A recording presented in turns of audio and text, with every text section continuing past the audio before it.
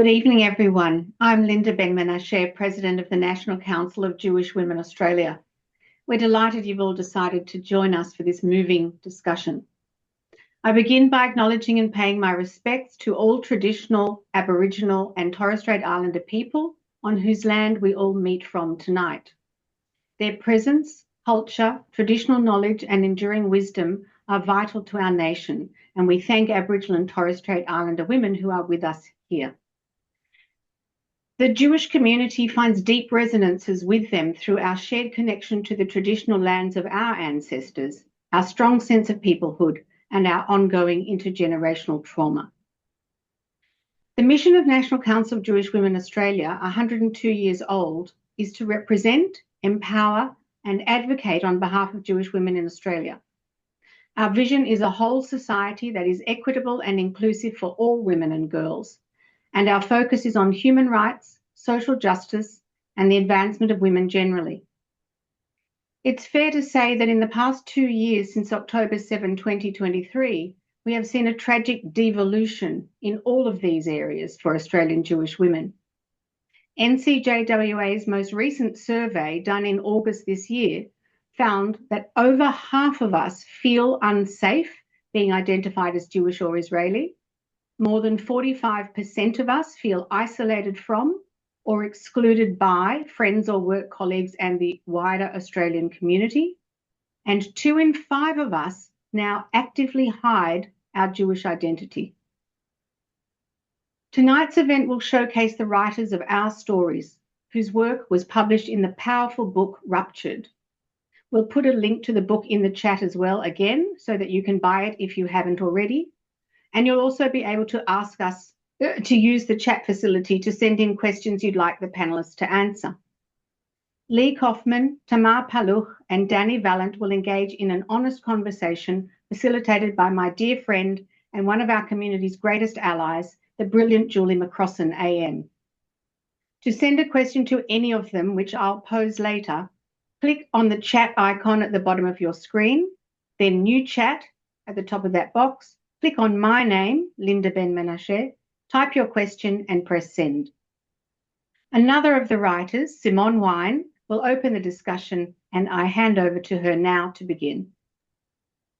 Good evening and thanks, Linda. I'm Simone Wine, founder of Gay United, Australia's largest grassroots Jewish activist movement, which mobilised thousands to stand up and speak out after October 7. I'm also one of the project co-founders and one of the 36 authors of Ruptured, with my essay, The Women in the Arena.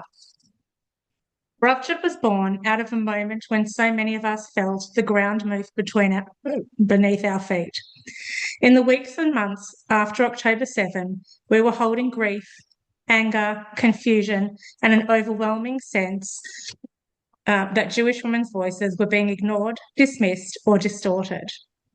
Writing my essay forced me to step out of mobiliser mode and confront the emotional reality underneath everything I had been doing. It made me ask, what broke inside me that pushed me into action, and what did I discover in that breaking? It became a way to process the shock and grief and to reflect honestly on my response. Ruptured is a collection of mixed experiences, stories of fear, courage, identity, motherhood, displacement, loss, hope, and the urgent need to be understood. Each piece holds a truth that would have stayed buried if it remained unspoken. Instead, those truths are out in the world now, creating conversations that statistics and reports simply cannot. People are reading this book and saying, I had no idea you were carrying this weight. And that is the power of lived experience. It unlocks doors that have been shut for far too long. Tonight, you'll hear from women who were brave enough to put their names and their hearts onto the page in a time when it felt risky to do so. Their stories don't just describe what happened, they reveal how we survived it, what we learned, and what we're choosing to build now. And long before Ruptured existed, Jewish women were already mobilising in extraordinary ways. Warehouses sprang into action, advocacy networks formed, care circles and creative collectives appeared overnight, Installations, rallies and protests were ignited alongside the 10,000 Cards Initiative and Yoga for Carmel and countless acts of resistance and solidarity because silence was not an option. One of the earliest initiatives was International All Women's Day, founded by Tamar Paluk, Susie Ivany and Kylie Appel, creating online space for Jewish women's stories. It was set to be filmed professionally until the production crew withdrew the night before, declaring Jewish women's experiences too political. That moment made something.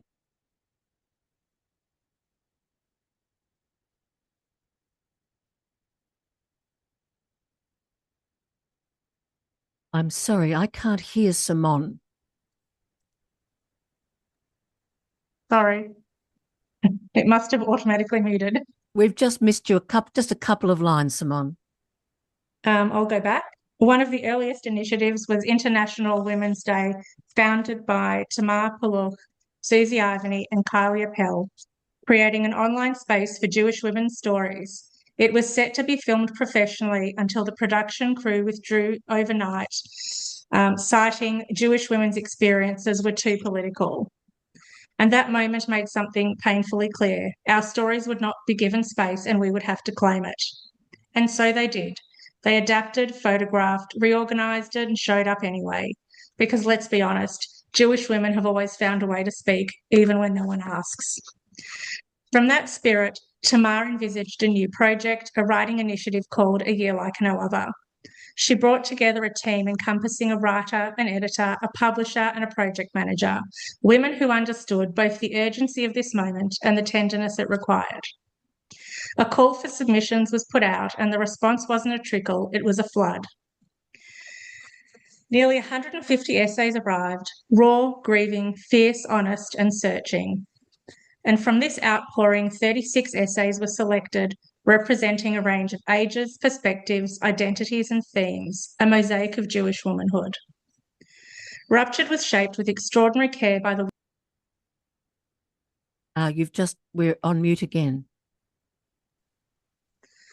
Ruptured was shaped by extraordinary care by the women Tamar Paluk, Romy Mashinsky, Lee Kaufman and myself in partnership with the Lamb Library, Dr. Rolene Lamb and Dr. Marav Carmeli. Together we built the intellectual and emotional foundation that allows this book to exist. And this book also emerged from a deeper, more devastating silence, the global refusal to acknowledge the sexual violence on October 7. For many Jewish women, that silence was a second wound. It forced us to confront pain which wasn't believed, that safety wasn't protected, and our rights are only upheld when politically convenient. The essays in Ruptured answer that silence with truth. They reveal how minority women navigate shock, identity, erasure, and resilience in a world that selectively applies the language of human rights. Tonight's panel brings together 3 authors, 2 of whom shaped this book line by line, our editors Tamar and Lee, alongside writer and journalist Dani Valent, and together they speak the full emotional terrain of Jewish womanhood in this moment. Ruptured is our declaration of presence, a declaration of women who refuse to shrink, refuse to disappear, and refuse to have their stories rewritten by others. The thread running through this book is the ancient word Hineni, here I am, and tonight with all of you we say, here we are. Now it is my honour to hand over to Julie McCrossin, who will moderate our panel with her trademark wisdom, warmth and depth. Julie, over to you. Thank you so much, Simone. And I welcome onto the screen Tamar and Lee and also Dani Valent, if we can all come onto the screen together. And, you know, to be honest with you, my instinct is to come, first of all, if I may, to Tamar. The fundamental purpose of the book, for those who are with us tonight for the very first time, Tamar, as I understand it, recording memory of these extraordinary events, you see as a fundamental Jewish activity. Can you explain that? As we started to make our way through the darkness post-October 7 in those very early days, it became clear that erasure and denial were going to make a second wave across the world. a way that we knew from the history of our grandparents and the legacies that we carried from them. And so for us, as we made our way through this time, and we saw also the immense demoralization of the women in our community on the background of our activism. No one could stop. Everyone wanted to do something, and there was so much to do for the people of Israel and also the hostages.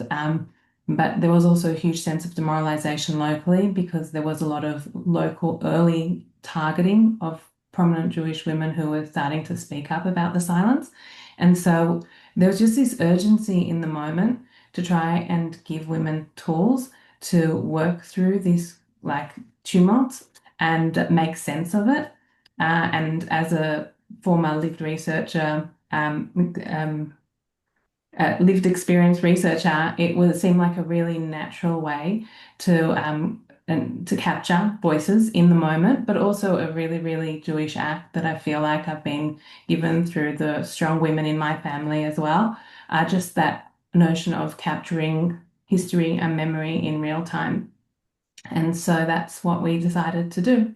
We started to collect stories and to refine a collection that would represent the diverse voices of the Jewish community, and a collection that would not only communicate healing to our own, sisterhood, but also illuminate what the experience of dislocation actually felt like for other people beyond our community. And Lee Kaufman, you teach people how to write their memoirs, but I think you normally encourage people to have some distance from the event, some time for reflection. But this was recording in almost real time when trauma and violence was still unfolding. So this is quite remarkable. Do you think that brought an additional rawness and intensity to the work that you've captured in Ruptured? Yeah, it's an interesting question, Julie. Thank you.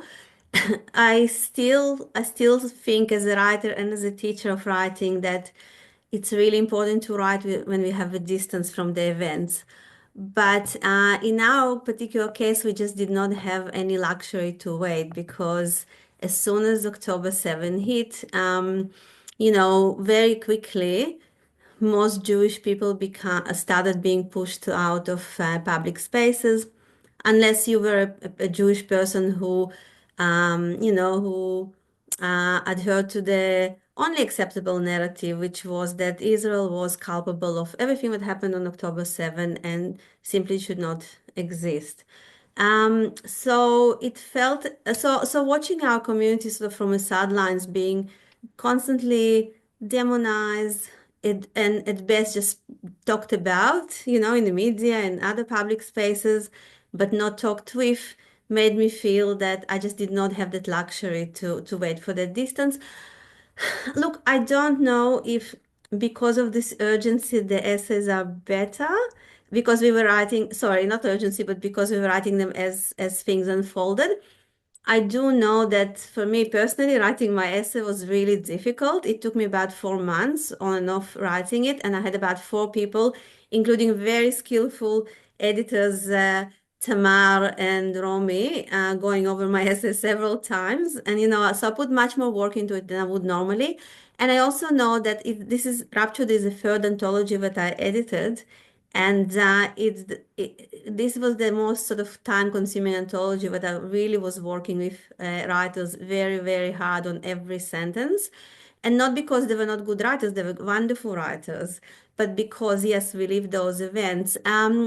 And also you were putting your heads above the parapet at a time when it was likely that shots would be fired. I want to come, if I may, to one of our contributors who's with us tonight, Dani Valent, and if I could invite her onto our screen. Dani, I just want to say I was deeply moved as I reread your essay today. Your father is a child survivor, and you've called your piece Open Hiding, and he lived in open hiding as a Christian during the Holocaust. Just tell us the depth of meaning that open hiding has for you now, because you've put your head above the parapet and been reflective of your own experience and feelings in a way that is very intense about being Jewish, isn't it? Very open and intense about your identity. Yeah, I mean, this idea of open hiding was a family story. It was history. And it was extremely confronting for me to realize that I was experiencing some kind of resonance. And I'm not going to, say it was, of course, my experience is so different from my father's, but that it wasn't just a story anymore. It was something that I could relate to as a person.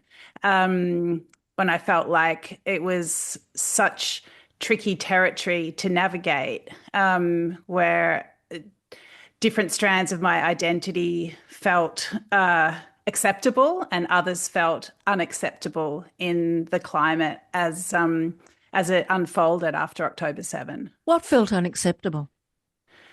Well,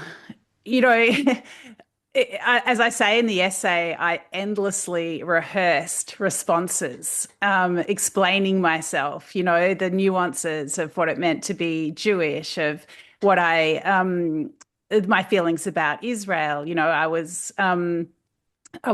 My parents left Israel 6 weeks before I was born. So I was born here, but I've always felt like, I was made there. And of course, there's family there. And, it's a part of my story.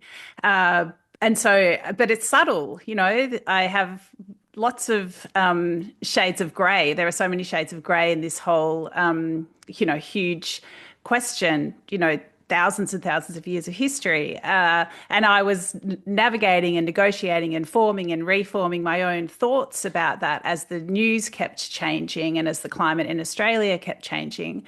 But no one asked.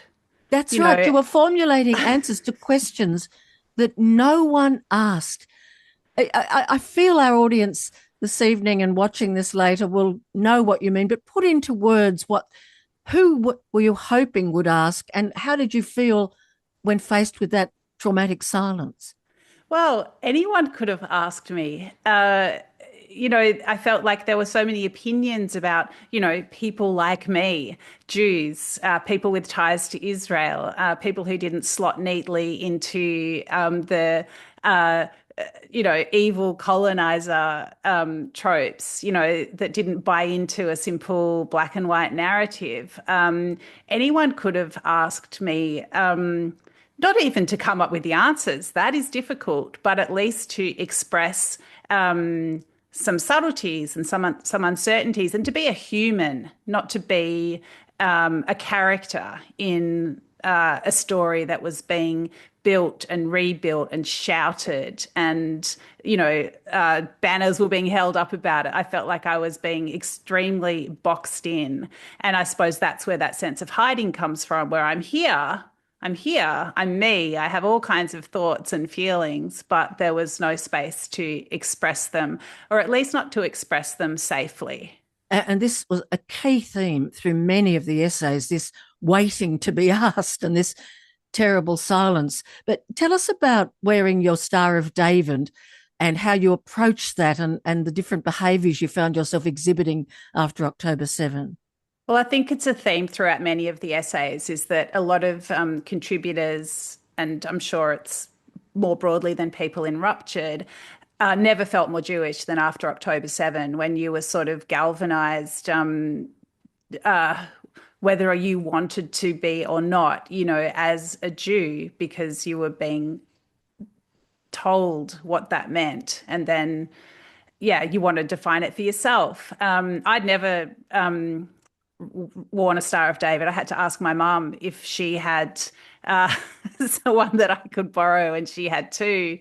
And so, it was lovely. It was a really special thing. And I'm sure Mum is here listening and watching me, along with my dad, I'm sure. So hi, Mum and Dad.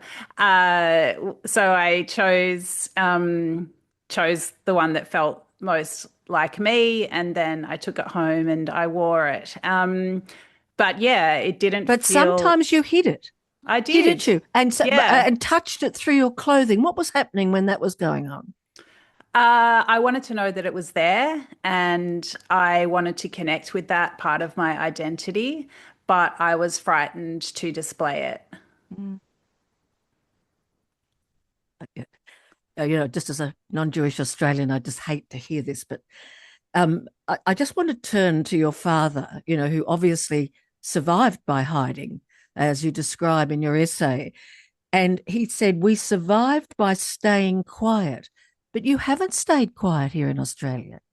How important is that to you? I think, Julie, that I have stayed quiet a lot of the time. Every time I've spoken out about this, it's really cost me. It hasn't been easy. In what way cost you? I think it's cost me in the anticipation of the pushback, but also in the just in the fact of the responses on social media, really, where it's not a jolly space. It's not all cat videos. There's a lot of opinion and invective, and there's some pretty awful stuff that would come at me every time I spoke up. And so, I think it was, we have to choose where we let ourselves be depleted. And this couple of years has certainly been, I've had a lot of good lessons in that. But I would say, my general mode is to be quite an open person. I'm a journalist. I'm a critic. I trade in opinion. To feel like that part of me was quite dangerous and quite taxing, even when done carefully. Which I'd say I always try to be careful in my opinion. It's always comes from somewhere, and it's always based on something. Are you shocked that this is happening in Australia, that you could be having these feelings? You're an Australian. I am an Australian. I'm really shocked. It's been a rolling shock, I would say. A period of rolling shock and disappointment and disbelief that has to, because of the fact of it, consolidate into a reframed belief in who we are as a country and what is allowed to be said. And beyond that, it's saying it is one thing, but to know that that's what's in people's hearts, or that's how their thoughts are able to be melded by the louder conversations. I found that really confronting, and it has, one of the good things that's come out of it is being in a room like this with people that I feel safe with, and I've got rooms, virtual and real like that, that have sprung up in these past couple of years, and that's been very beautiful and strengthening, and enduring. I know it'll be enduring as well. Thank you so much, Dani. And I say your essay is remarkably brief and incredibly powerful. If I could just make that comment. Lee Kaufman, one of the fundamental purposes of this book, as I understand it, was to start conversations. Are these the kind of conversations? You've been involved in 11 events and media interviews. You've had quite a lot of media coverage. Is the impact that you hoped for happening, the conversations within the Jewish community and beyond happening? Yes, I am happy to report they are happening, definitely. I initially had very low expectations from this book. Really, when I was working on it, I was saying to Tamar that this is my love letter to my friends. Of course, it's not about me, but it's all about me in the books. And I really wanted to show my friends through a range of different stories, not my own necessarily, what it's like to be a Jew at the moment in Australia. Because as Tamar sometimes says, the word anti-Semitism has been really used by politicians a lot, and general public and on social media, as Dani was saying, and it kind of lost its meaning. And in this book, we wanted to show what it's like to live really day to day as Jews at the moment, how this experience is translated into, into being scared to drop your kids at school, if it's a Jewish school, into, as Dani was saying, scared to wear the jewelry that you want to wear, or finding your friends not being quite the friends you wanted. So, but both of our You feel betrayed by non-Jewish friends?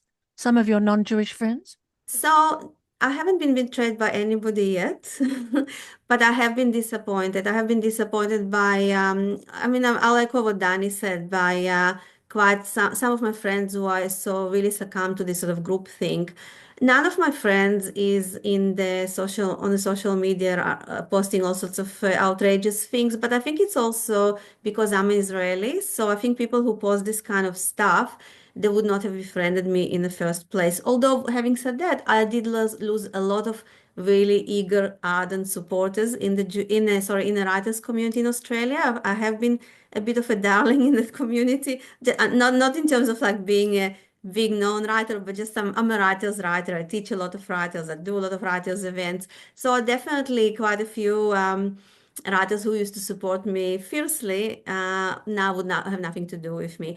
But back to your question about the conversations, Julie, I've been really surprised. The book so far absolutely exceeded my expectations. So we've been having these public conversations, difficult conversations. As our youngest contributor in the book, who is only 16-year-old, a high school student, Noah Gomberg she said in one of the talks when I interviewed her, we just don't need safe spaces anymore. We need brave spaces. We need spaces where we'll have all these complex conversations. And that's what we've been doing with this book, whether it's media or the public events or just one-on-one. I mean, since the book came out, quite a few people wrote to us, and also some of my friends spoke to us. And the overarching sentiment has been, I knew it was not easy to be Jewish at the moment, but I just did not know to what extent.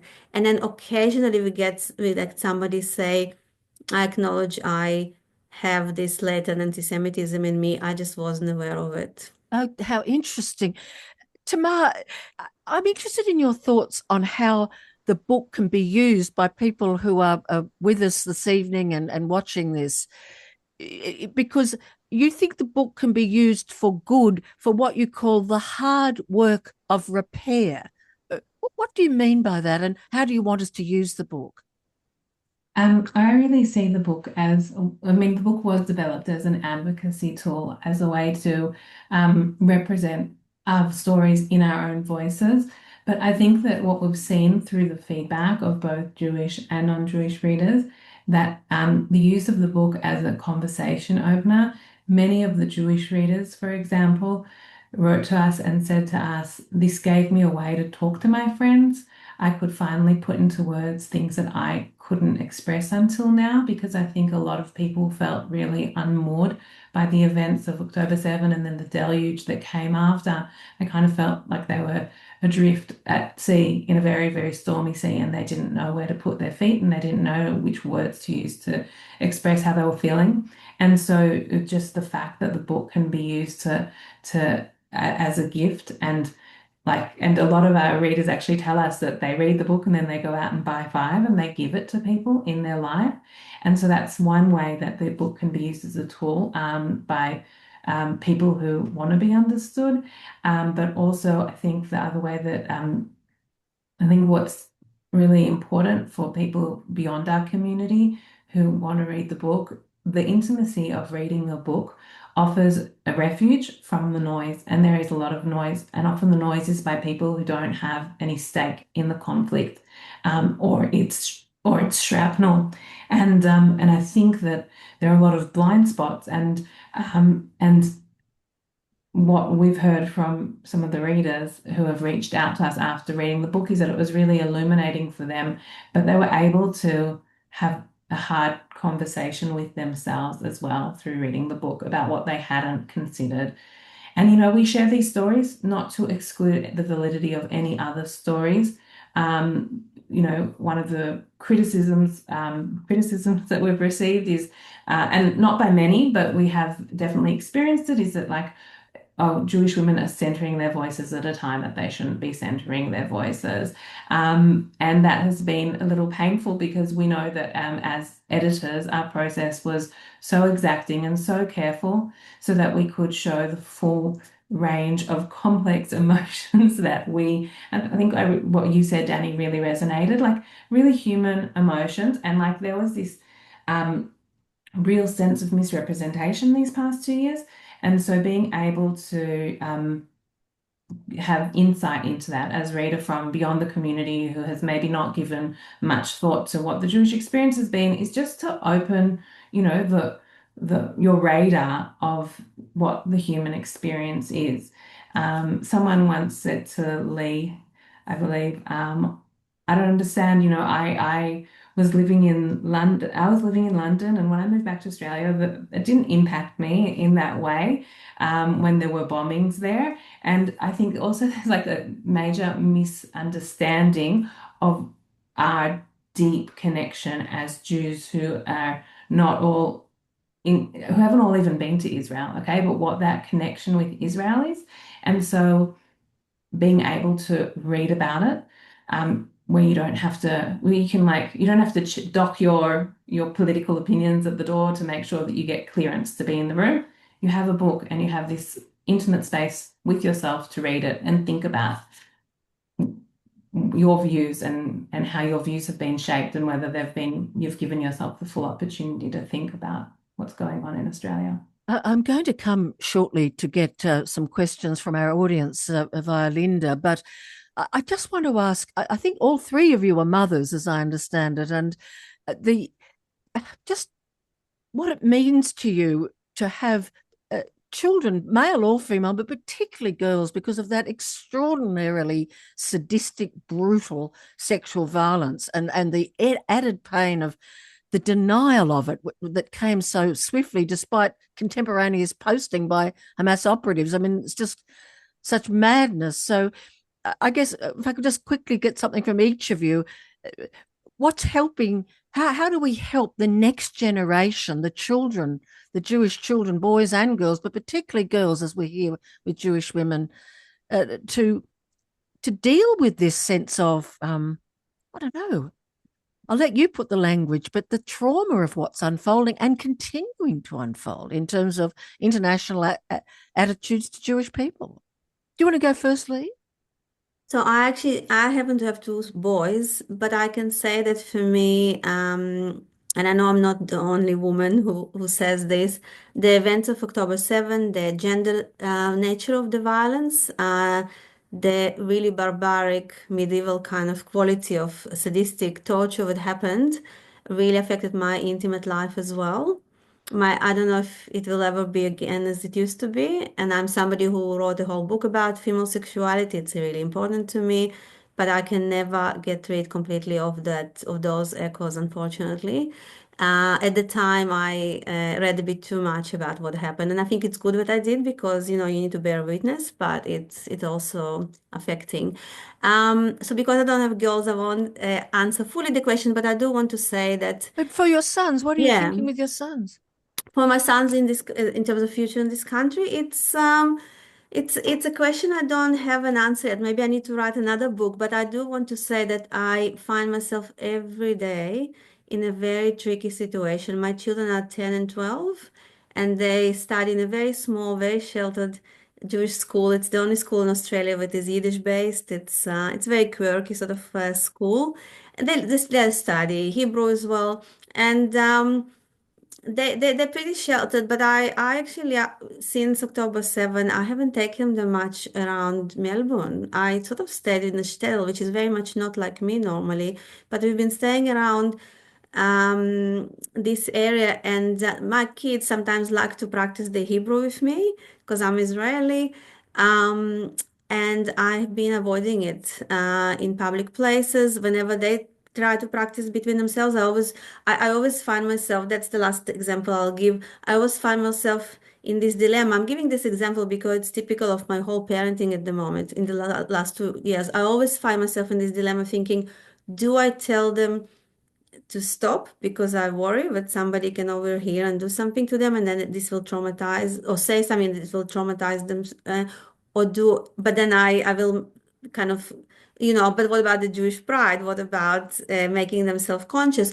Or do I say nothing? And so it's really, it's a constant sort of tightrope walk really with my children. And shows how deeply this is affecting. Dani, your comments on this of the next generation and what we can do to help. Yeah. I mean, my daughters have been like late teens and early 20s through this period. And I have to say they are sassy, smart, brave, and don't take any shit from anyone. So that's very heartening. It's, yeah. Do you talk to them about this stuff? Tangentially. Yeah, it's a tricky one. I find it so hard to take those stories in myself, to then open them up in a conversation with those that I'm closest to. I find very challenging. But yeah, I think you're a journalist, and the news is so just biased. What else? What are you going to say? Ramona Cavalis writes very well about it. One of the contributors to the book, former ABC broadcaster on the board of the ABC for 2 sessions. So there's a good critique of the media. But, it must be hard to have children who can be old enough to know that what's going on in the news because it's so distorted. Well, the funny thing is I am a journalist, but I'm a food journalist. And although I've always thought food can be a political space, and there are so many, there are no stories you can't tell with the lens of food, but it is a little bit sheltered from the hard news. But in this space, in this year, with this around post-October 7,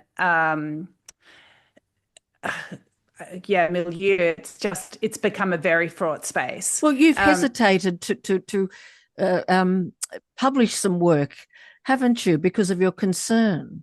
Well, yeah, it's like I talk about in the essay, a couple of weeks before October 7, I'd been to an Israeli restaurant in Melbourne with the thought of writing about it. And then it just felt like it wasn't the right time. And I felt like I needed to protect them as more than myself, really. I was thinking about, is this really the time that you want to celebrate an Israeli restaurant and what comes from that? And then it was, I was really thought maybe I need to write about Palestinian food. And I have to say, like, since I've written the essay, I've done both. And it was, I was so, I felt like I was walking a tightrope to do it. And I needed to, just do it so carefully.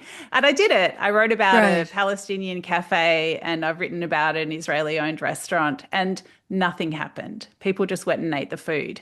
So I think as much as we can talk about how frightening this time is and how fraught it is, I actually do think most people in Australia just want us all to get on. Some of the fear, without diminishing all the very real and terrible things that are happening and have happened, sometimes I feel like personally I talk to myself into too tight a corner, and perhaps there were times when I could have been braver and more decisive and acted more quickly. But I think, again, it's just about acknowledging that fear that gripped me, and that sense of, whether you want to call it intergenerational trauma, but just that sense of that I need to be careful about what I say. And well, you realised that intergenerational trauma was in your blood. You thought you weren't impacted by it, but you write in your essay, you realised it was in your blood, intergenerational trauma. Well, that was the only way that I could explain the feelings that I had and the power with which they surged, and the fact that I could relate them straight away to the stories, what I thought were just stories of my father and his family. I'm going to come to you later, Tamar, because I thought I'd invite Linda onto the screen to bring us 1 or 2 questions from the audience. So, Linda, welcome to you, and can we have an audience question? Thank you, Julie. Well, there are so many audience questions and they're all pretty amazing, so it's hard to choose. I'm going to start with this one. It's for all of the writers. If you were going to write an essay now, what do you think might be different about it from what you wrote in the book? I'll come to Tamar first. We may not go to everyone because we want to get through a number of questions. But Tamar, how would you answer that? I think my essay, I like a series of conversations with my daughters, and how we have navigated it as a family, which is, we talk a lot of politics, we watch the news, and we're Israeli, half Israeli, I'm half Israeli, my husband's Israeli, so we have like a lot of Israeli family, and so it was not possible to hedge out the news in our family from very early on. So I write about how we dealt with that in our family. And I think that when I wrote it, I know it's always been clear to me, but I think that I would have written more about how we have built up their pride as a response to what's going on, because I think when I wrote it, like I was in a very pained place.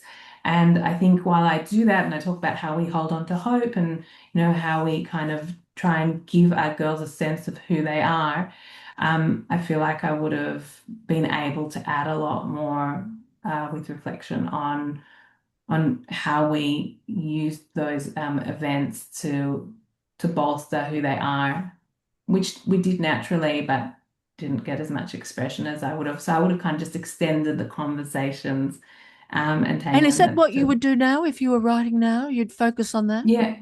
Yeah, I would try and track the full trajectory, but that is again only something that we can do with time and as we have the opportunities. But I don't think I would have changed the essence of the conversations, because those conversations have challenged me and my husband and made us better parents, and in a way that we never thought we would have to be challenged.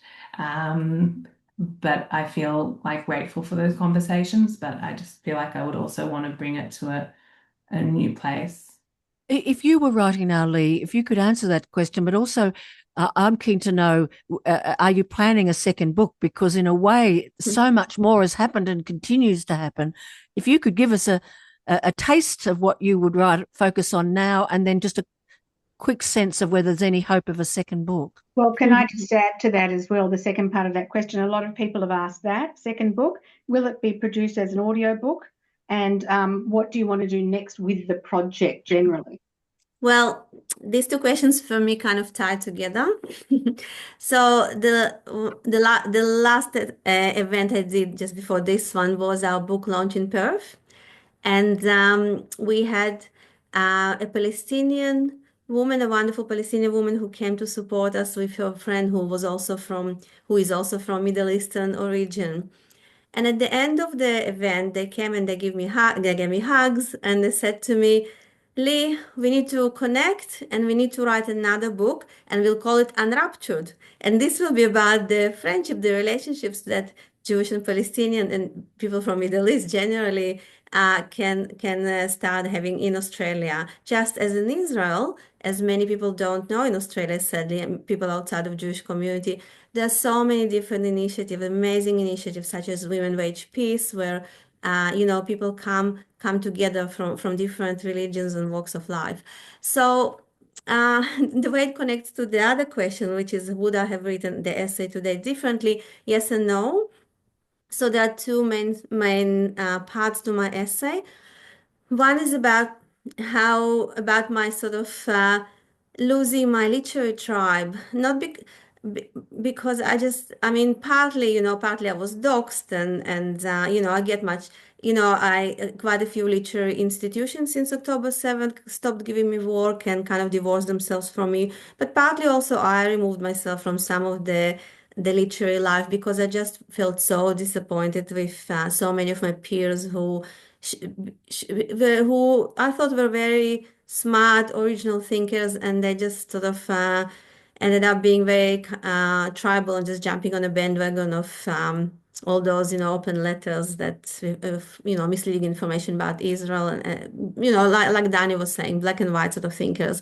But so that part of the essay where I talk about losing that tribe from choice and not from choice still stands as of today. I mean, I'm still involved in the Australian literary community. I still do events and I teach, but it's just not how it was. The honeymoon is over for me. But the other part of the essay was about me not being able to write or feeling very bleak about my writing future. I do not feel this way anymore. And that relates to that conversation with those women who came to the Perth book launch. It's just an example of how since Ruptured came out, I felt I've been on a mission with this book. My husband, who watched me doing 6 books since we got married, I've got 9 books, but 6 since I met him. He said to me, I've never seen you so driven, because I feel like through this book, I did rediscover my voice. And so that kind of also made me motivated writing my own book currently, which is to do with Jewish identity. I love doing this anthology. So Tamar and I are talking occasionally, thinking occasionally, but I don't know, Tamar, to you, do you think we have it in us to do another book? Just concisely, because I want to get to another question, but Tamar, just say yes. You will do another book. You're just not sure of the time frame.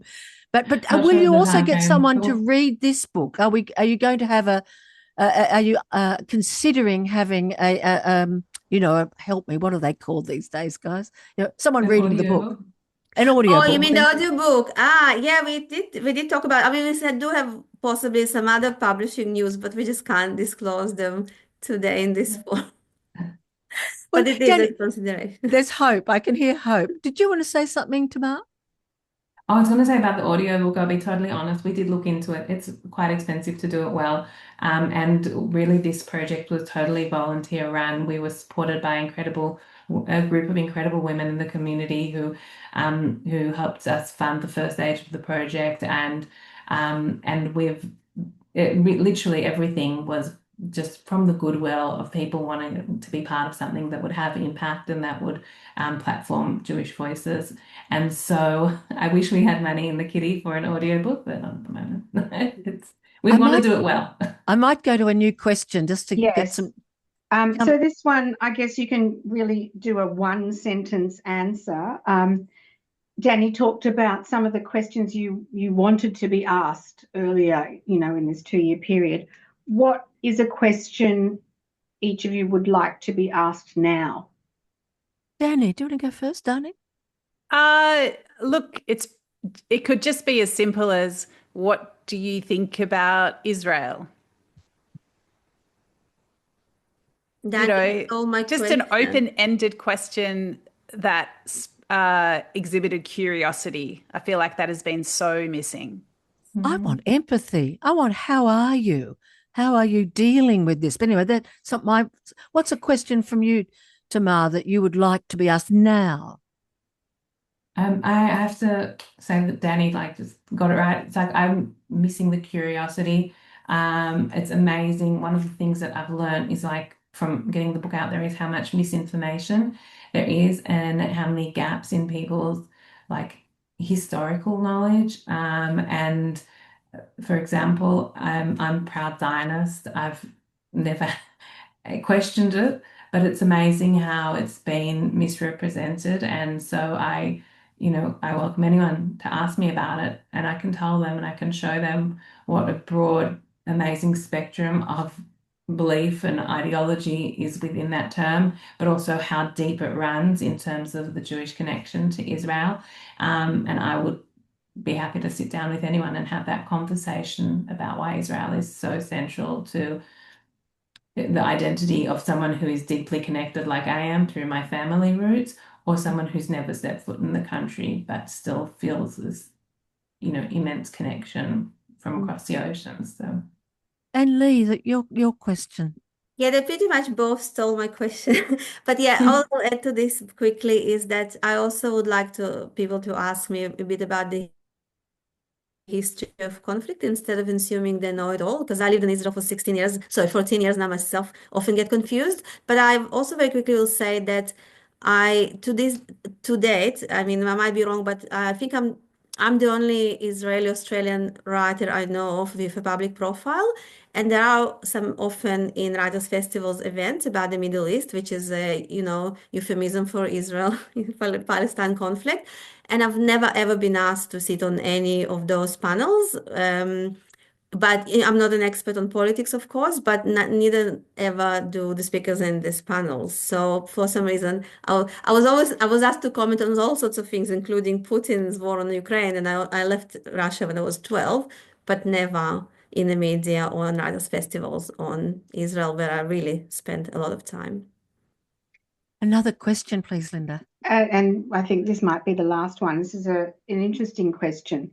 So there are many women in Australia who have conflicts going on in the countries where they come from or to which they're connected. Ukrainian women, Nigerian women, even in the news this week, Yazidi women, Palestinian women, Iranian women. What messages do you have for any of those women? Oh, what an interesting question. Dani, do you want to have a go? What's the message? I mean, we're all people. Like, I'd love to learn from you and hear more about what's going on for you. How are you doing? I suppose I feel curious about all of those women and I want to sit down with them and make a cup of tea. How can we connect? How can we learn from one another? Tamar. I think probably I could speak for Lee as well, that this experience has really validated the power of storytelling and the ties that bind when you bring the threads of your story together with others. And I can tell you that there is an Iranian artist from Sydney. I don't know if she's here today. She's an incredible woman, but we connected over some artwork that we acquired from her around a year and a half ago, and she's become like a sister in arms because the silence that we observed and experienced as Jewish and Israeli women around the violence of October 7 is a silence that all of these groups have to deal with too. So I guess, knowing that we have this like kind of shared destiny of sorts, if we come together through stories and through sharing and see one another's humanity beyond the politics of who we are, then we can explode that silence. And I think that's a real force. And I know that Simone, who opened earlier today, is really involved in bringing the stories of women from these different communities together, not just women, but like more broadly the communities, survivor stories, and really creating spaces for healing and connection, and taking the things that are painful, the threads that are painful, and trying to create bridges across the ruptures that each of these different groups have experienced with the world and the way they choose to hear their stories or not choose to hear their stories. Because tragically, rape as a weapon of war is such a common experience. And of course, for men, I mean, I've been deeply moved that some of the male hostages have had the courage to speak up, because it obviously happens in that context as well. Yeah, and I'll just add that actually this week, yesterday was International Day for Elimination of Violence Against Women and all forms of gender-based violence. And that was part of the reason why we chose this week to do the event, because it seemed like an apt time to hold an event like this. A final comment from you, Lee, and we're moving towards the close of our session, but I would echo what Dani and Tamar said, and add to this that I think we're seeing at the moment that multiculturalism, as it is in Australia, is not working very well because it's too much metamorphosed into identity politics, so it became very tribal. And so I think the only way for all of us women from these minorities to move on is exactly as Tamar said, what Simone is doing is to come together. And if we want to work towards social cohesion, we Jewish women can't do it alone with our book or without, we need other women. So come and, stand with us together. We would like your company. Look, I just want to thank Lee and Dani and Tamar so much. In fact, this is deaf sign clapping, so I'll just do some deaf sign clapping. It's been fantastic to talk to you. And I also want to acknowledge the work of the museums, Sydney Jewish Museum and the equivalent museums around the country who do so much work in the multicultural space to raise that commonality of the human right advocacy. But let me now, if I may, welcome the President of the National Council of Jewish Women Australia from Western Australia, Yara Morris, who I think is going to make some closing remarks. Amazing. Thank you so much, Julie. I did just want to echo your thank yous, and a big thank you to our speakers today, to Simone Wine, to Lee Kaufman, to Tamar Paluch and Dani Valent, for your authenticity and honest reflections, both in the book and the webinar. Thank you for your courage. Thank you for giving so many of us around the country a voice and a way to try to reconcile what we are seeing happening in our Australian home today. Also, a big thank you to Julie McCrossin AM for your allyship and your moderating today's session. We take so much strength from having allies like you, so thank you. I did want to say thank you also to Linda Ben-Menashe and to my fellow National Council of Jewish Women Australia board for helping to encourage further discussions and create more of a platform for the important work that this book has done through webinars like today's. I took so many even deeper insights from today's session than I did also from reading the book. I think there's so many quotes, I don't have time to read them all, but I will say one, which is around seeing one another's humanity beyond politics, and that exciting potential for the second book, which will further continue on this mission. I think for me, what really resonates is how you have captured so many lived experiences, and by preserving these, you are helping form a collective memory. And that will help us not only acknowledge the realities that different people face and that we have faced, but also hopefully help inform policies, practices, and culture, and help us build a more inclusive future.